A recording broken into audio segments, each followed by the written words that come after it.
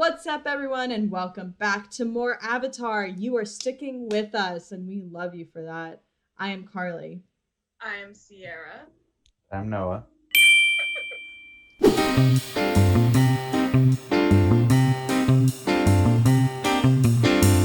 Okay, so this episode, I know I don't really remember exactly what happens, but like Sokka tries to draw posters of Appa. Sokka, you didn't draw his head. He's like, this is his head. It's like, why are there feet coming out of it? It's like, those are his horns.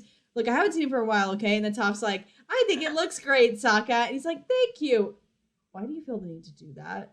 And then they like go to put up posters, and Toph gets really offended that they don't think she can put up posters, and she like puts it on like backwards, and she's like, it's upside down, isn't it? And then I think we meet Judy. Yeah. And then I think at the very end we see the Dai Li telling Jet, there is no war, and Ba Sing Se, there is no COVID-19. I'll sip my vitamin water to that. They end up going into the party to try to talk with the Earth King. So that's when like Katara and Toph get all dressed up and fancy, and Sokka and Aang are like gonna be the servants. And then they do the thing where they're like, it's like, I think they go back and forth, and they're like, oh, you look wonderful, and they're like, thank you, and then they hit their heads together. This is the one where they're like, oh, a dinner with the king and his bear, and like Bosco the bear, and they're like, a platypus bear? And then they like keep listing all of these bear hybrids, and then she's just like, no, just a bear. And then Toph is like, this place is weird. Also, Judy, like, there's a moment where she's smiling the whole time, and then she gets like nervous. She's like mixing. Yeah. And then there's like this moment where she's like, I think this is the episode that Jet confronts Iroh and Zuko, and then they have that little fight, and then people are like, he runs a tea shop, like he would heat up tea. And then I think the Dai Li come and like take him away. And then I think we also see a new Judy comes at the end and is like, hi, I'm Judy. And they're like, and so I think we see like maybe it's like Lao Guy, where we see like the room full of Judys, and we're like, that's like Lao Guy. That's like Lao Guy. Oh my god, I forgot about that. But I didn't realize how political book 2 is. Like, everything's very political in Avatar, which is really cool, in my opinion, like introducing these concepts at a young age. Yeah. But like this one, like book 2, I didn't realize that. Seeing everything that's happening now and everything in book 2, I'm like, ooh. It makes the story so much more complicated. It's not like, oh, the Fire Nation is bad. Like, no, all communities in the Avatar universe are somewhat corrupt. I think they ride on the train, and we see like the 3 separate walls, and like how one part is like run down, and then a middle society, and then like where the kingdom is, like that's where the Avatar is staying, and it's like looking nice and all that. I always recommend Black Clover. It's my favorite anime of all time, and it's a lot like this. Like with it's like really political. Wait, is it still happening, or is it done? It's still happening. Yeah, oh, damn. It is. I don't like getting a part of shows that continue, because I'm just like, I'm not trying to be a part of a 500 episode thing. Well, right now, I think there are only 130 episodes, which is still kind of a lot. But that's not bad. It's not bad as One Piece. So our guest for this episode, he and I actually studied abroad together for the Hope After Hate project. He is a electronic media grad. He is an insane video editor and just all around awesome tech person. And he also has a really, really cute cat named Peanut. So please welcome John. Yeah, I hope Peanut makes it from here. Hello. Oh. Almost. Hello. Hey, John. Hi, what's up? Good. Is Peanut with you? Oh, yeah. Peanut. Oh. Is Peanut a Appa or a Momo? Appa. Yeah, I feel like he would be. So, did you watch Avatar when you were growing up? Oh, yeah. I watched it as it was airing. Oh, man. Do you remember like when you started watching? Like what season? I think I want to say mid to late season 1, because Wow. I was a Cartoon Network kid, but it was like mid 2000s somewhere in there. They started making live action TV shows, and then I was just out because I was there for Ed, Edd and Eddy, and I wasn't there for like a bunch of kids just doing whatever they were doing. So I switched over to Nickelodeon. That's when they started airing Avatar, or a little bit before that. So I kind of jumped in like halfway through season 1, and I loved it. Like a steady flow of narrative through the entire series. Like Ed, Edd and Eddy didn't do that. Foster's Home didn't do that. And so that was just a whole different thing for me. And the characters were so different. I just loved it so much. It was great. That's awesome. Man, Foster's Home. I love that show. I feel like forget about it every once in a while. Courage the Cowardly Dog. That was another one. Oh, that yes. was a masterpiece. Yeah. Such a good show. I appreciate Ed, Edd and Eddy, but I never got into it when I was a kid. I think I just didn't like how they were their characters were constantly moving with the animation. I was like, hold still. Have you heard the theory that they're in purgatory? Yeah, I have. Interesting theory. 100%. What? I have not heard that. I loved Ed, Edd and Eddy. I have not heard that. I was What? actually really scared when I learned about the theory with the Rugrats, and I was like really sad about that. Yeah. I didn't need to know that. There's one for Courage too. I can't remember what it was. It's like the owners are dead or something like that.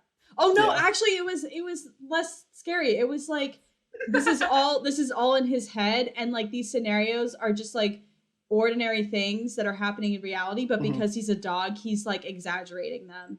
Yeah, it's from his perspective.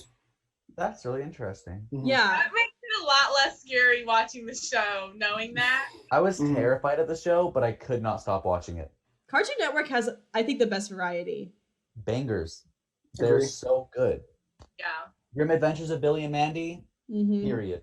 Even when you go into like the newer years, like they led the whole new style with Adventure Time. And then regular show is a huge hit too. And like now every animation is just copying Adventure Time to a degree. They change it, but Avatar, it almost felt like it would have fit more on Cartoon Network at the time. Like, I'm kind of surprised Nick picked it up. I wonder what made them, because it's just like so different than what they were doing. Because this was when they were doing Drake and Josh and like sitcom stuff. Because the 90s were more like cartoons. And then it was like Unfabulous, Zoe 101, Drake and Josh. Yeah. I read an interview at some point. I can't reference it or anything because I just feel like I remember this, where the creators of Avatar pitched it to Cartoon Network and Disney, and neither picked it up, but then Nickelodeon picked it up. I remember hearing that. Reading that, Yeah, I remember Cartoon hearing that. Network and Disney are screaming. They're like, I know. I think it was on the Channel Frederator video, where it's like 107 facts about Avatar. I wonder how the series would have, if it would have been any different, like even ever so slightly, but if it were like picked up by another, like I feel like with Legend of Korra, maybe they would have gone into, I don't even know, like with Cartoon Network.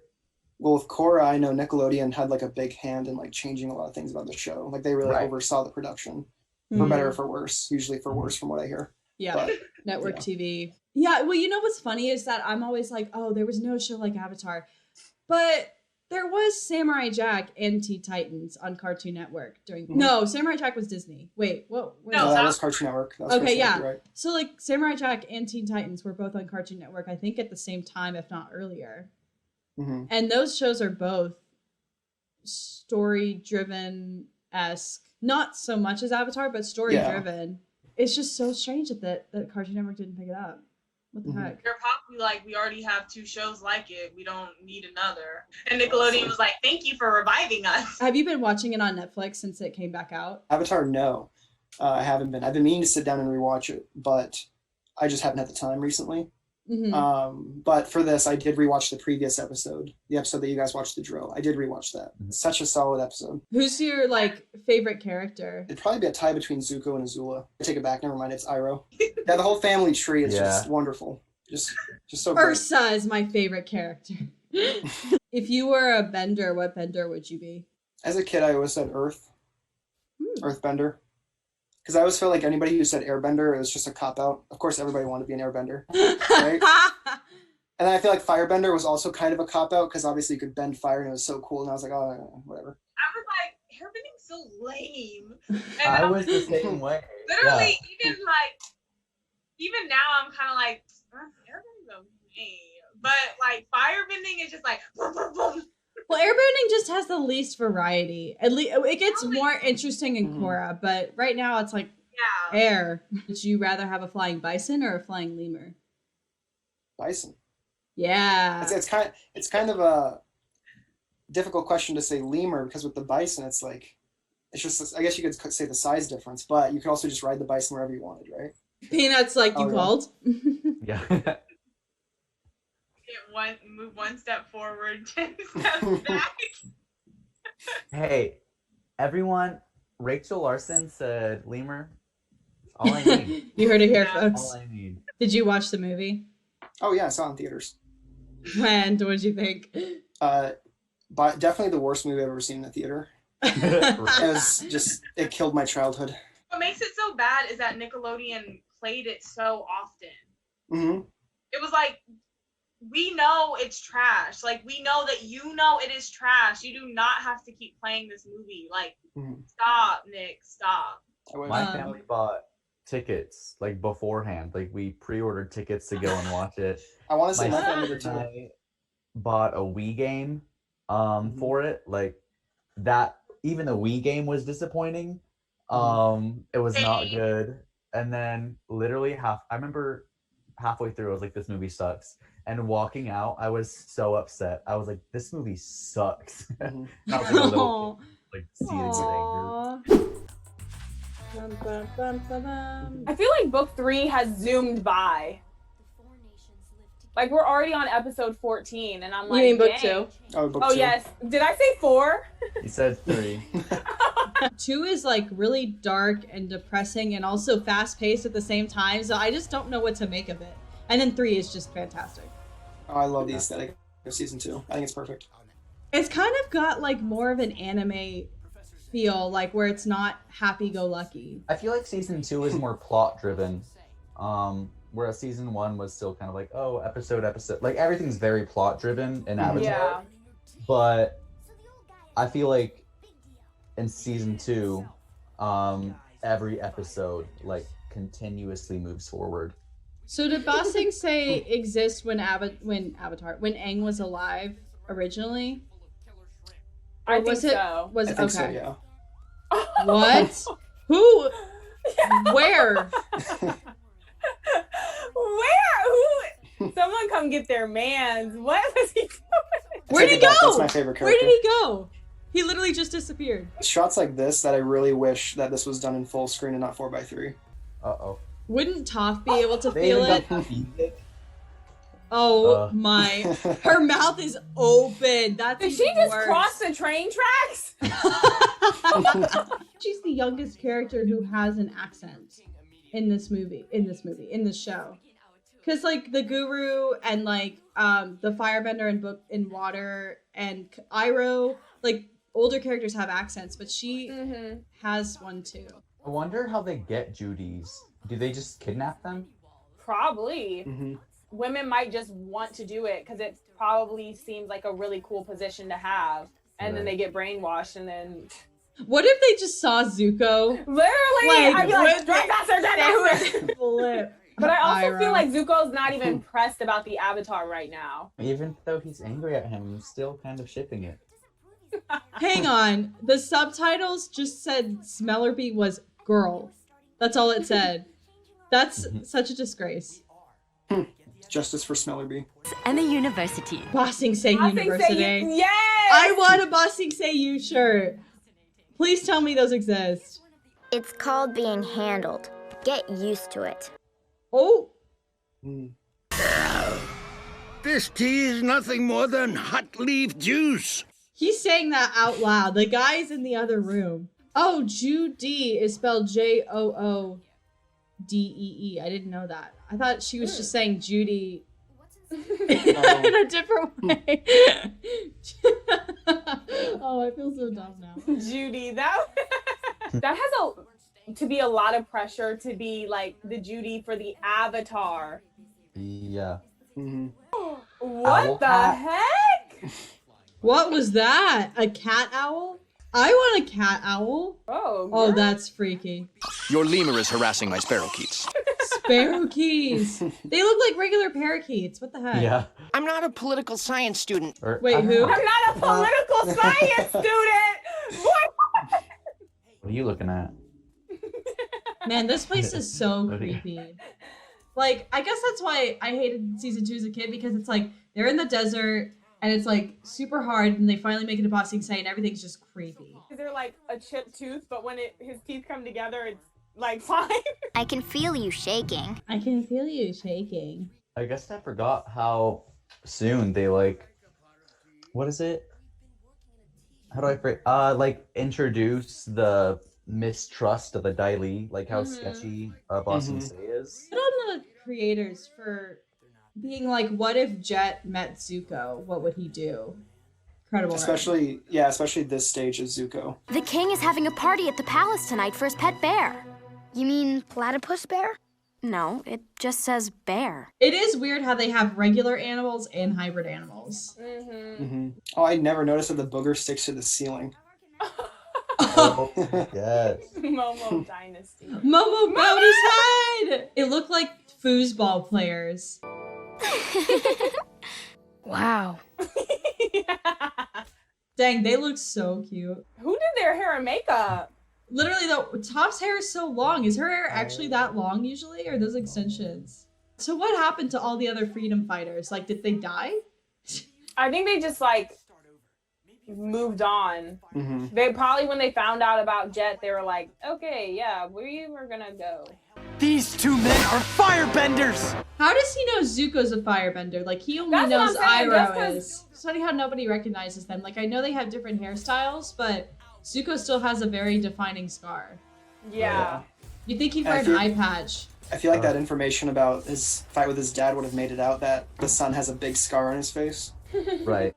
Like my two boys fighting. Yo, that bear would be quick to munch on y'all. Is it Long Feng? That's him.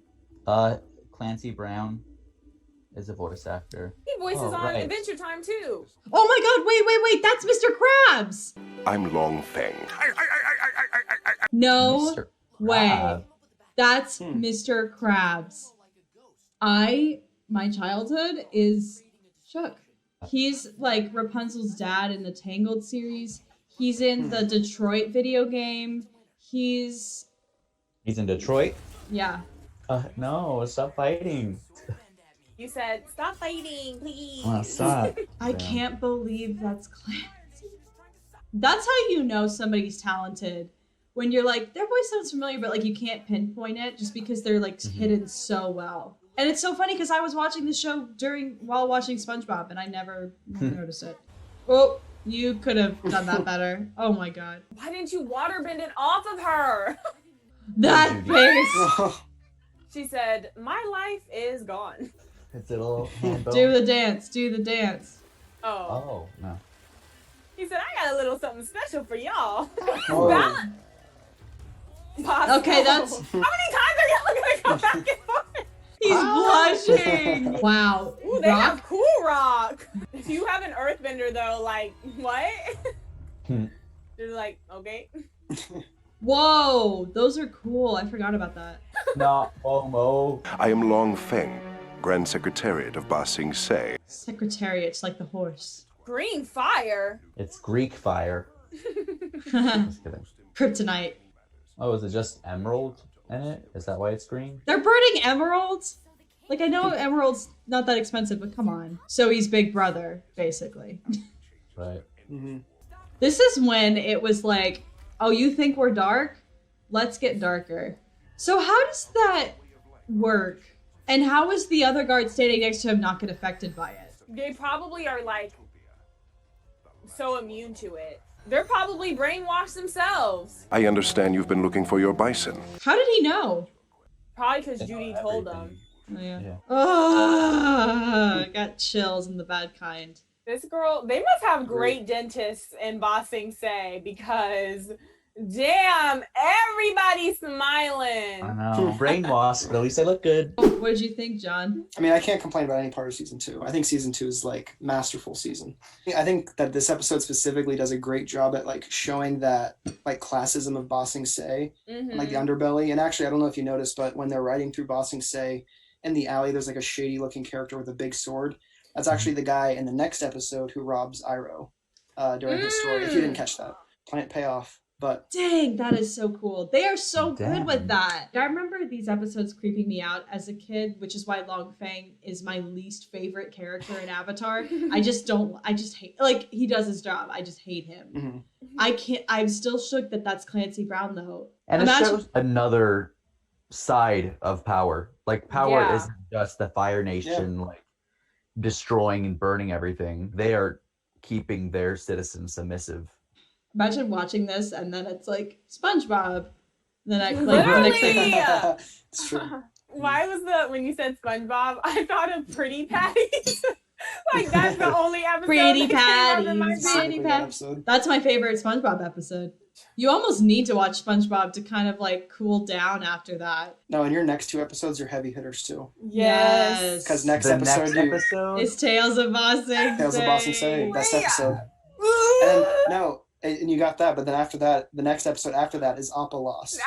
I know I'm gonna cry. No, like I rewatched Avatar like a year and a half ago. That episode had me tearing up. That's such a sad episode. Well, thank you so much for jumping on and watching this with us. Do you have anything to plug? Yeah, Hope After Hate. Great organization.